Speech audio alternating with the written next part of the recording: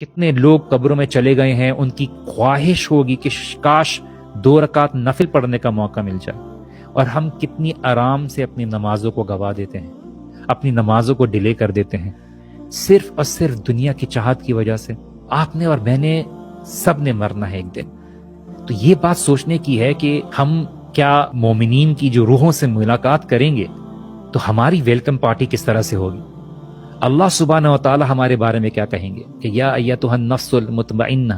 ارجعی الی ربک راضیۃ مرضیہ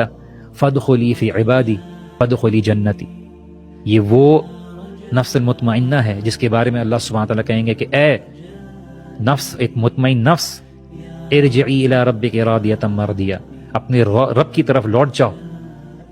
ٹھیک ہے، راضی ہو کر، اللہ سبحانہ تعالیٰ کو راضی کر کے، اور اللہ سبحانہ تعالیٰ کی مرضی کے حساب سے تم نے اپنی زندگی گزاری۔ فادخلی فی عبادی فادخلی جنتی، داخل ہو جا جنت میں۔ اور جب مومن کو موت آئے گی وہ دیکھے گا کہ موت کا معاملہ تو کچھ نہیں تھا، میں تو ڈر رہا تھا، میں نے جو نیک اعمال کیے اس کی بنا پر جو مجھے اب نظر آ رہا ہے، جب آ کے میرے آنکھوں کے سامنے سے پردہ ہٹ رہا ہے، تو مجھے اس بات کی ریگریٹ ہو رہی کہ کاش اور کر لیتا، اور نیک عمل کر لیتا، میں اللہ سبحانہ تعالیٰ کو اور راضی کر لیتا۔ اور اس بات کا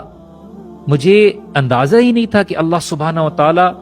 نے کتنا میرے لیے تیاری کر کے رکھی ہوئی اور کتنا اللہ سبحانہ تعالیٰ دینے والے۔ میں دنیا کی زندگی کو حقیقت سمجھ بیٹھا،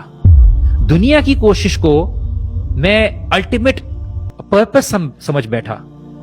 اور آج آنکھ کھلنے کے بعد تو مجھے یہ احساس ہو رہا ہے کہ اگر بے شک میرے پاس ایک پائی بھی نہیں ہوتی، چاہے میں بھوک کی حالت میں ہوتا، چاہے میرے پاس کچھ بھی نہ ہوتا، لیکن میرے پاس اللہ سبحانہ وتعالیٰ کی فرما برداری ہوتی اور میں ایمان کی حالت میں ہوتا اور کنٹینیوسلی اس طاقت رکھتا کہ میں نیکیاں کر پاتا، تو یہ میرے لیے بہت بڑی سعادت ہوتی اور بہت بڑی اجر کا ذریعہ ہوتا۔ آج میرے